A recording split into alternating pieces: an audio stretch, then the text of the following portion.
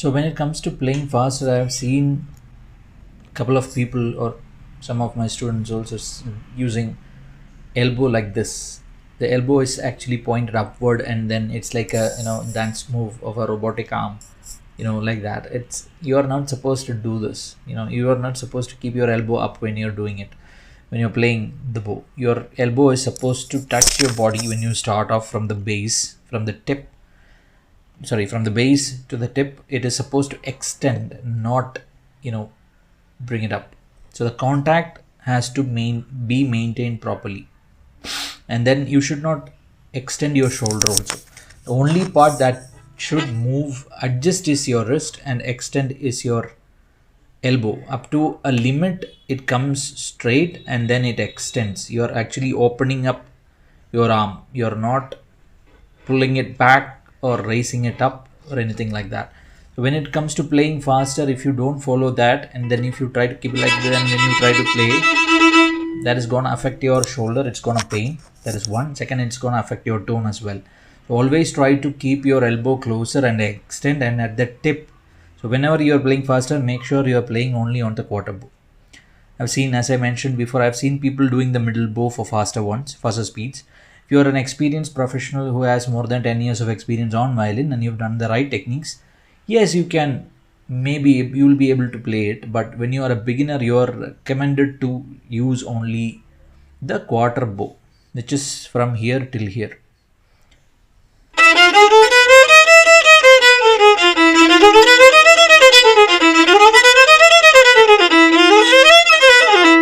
When you're doing Sahityam, you can use the entire bow.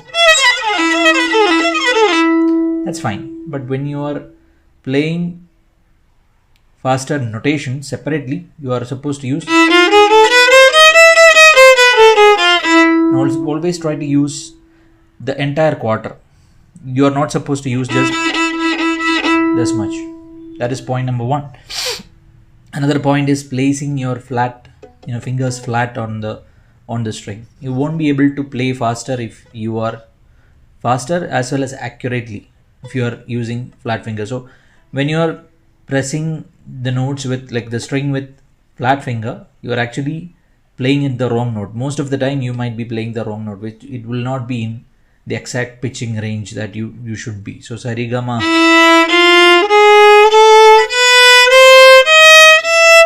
This also helps if you are placing a pointed finger. It will also help you do the vibratos efficiently. If you are placing flat finger, you cannot use vibrato efficiently. There is something called nervous vibrato. Even after placing pointing finger, some people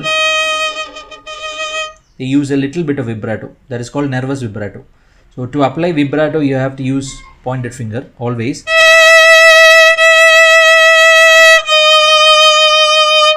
That is one. So when you try to place flat, still you can do it, but it won't sound nice. When you try to play gamaga like,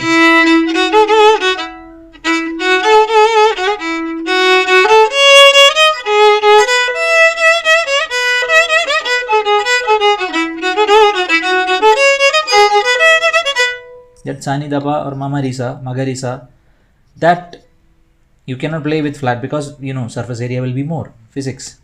You cannot get enough speed and enough accuracy if you are placing a flat finger. You are supposed to keep pointed finger always. That is number 2. Another point, the last point is, whenever you are trying to play faster, do not start off with fast speed. You give time to your brain to understand the positions, understand the notations where they are. Start off slow. The slowest you can, the better. I know you might be able to play faster. Something can be played faster. But when you start off slow, you get something called bhava, right? You start off faster, the chances of you making mistake is more.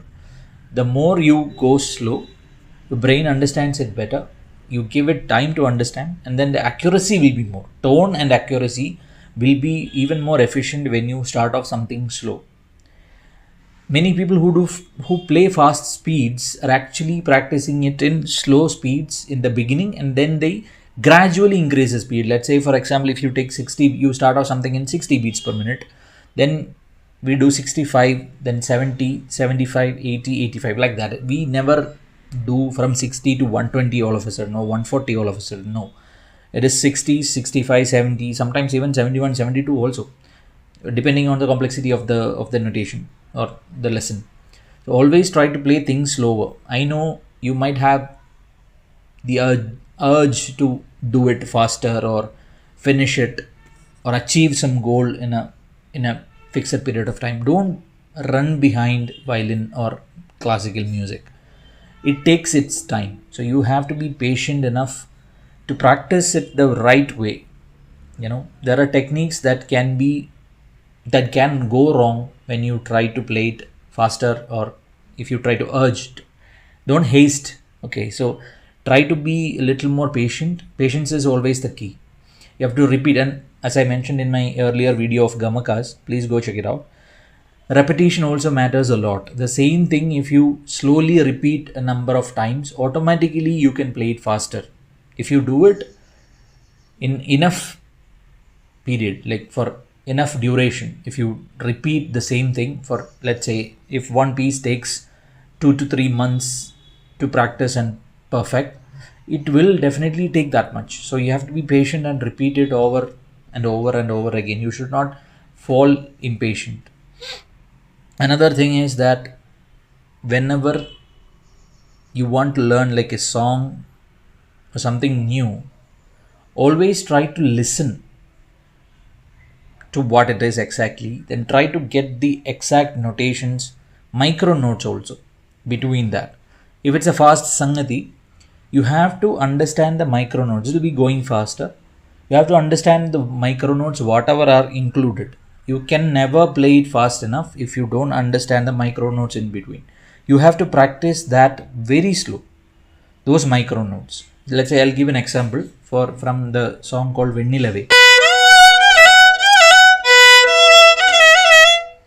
This is actually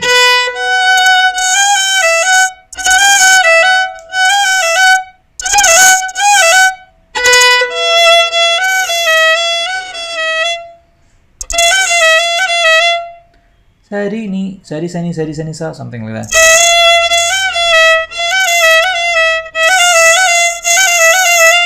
Sari sani sa. That took me around a month to understand, and not to understand, to make this pinky work. That takes, like, that micro notations in between for that sangati is this. First you have to understand what that is. For that you need to have a lot of listening. Second, you have to practice that slow. Only then you can play those notes faster. You cannot immediately rush to play something in the exact same tempo. And also make sure when you get a song, you have to play it in the tempo that is being composed. I have seen many people who do cover, even myself, cover in a slower tempo sometimes than the original. What happens is there's a purpose for it in that particular tempo, in that particular ragam. So try to give justice to the composition and the composer. Okay. Happy learning. See you in the next video. Bye.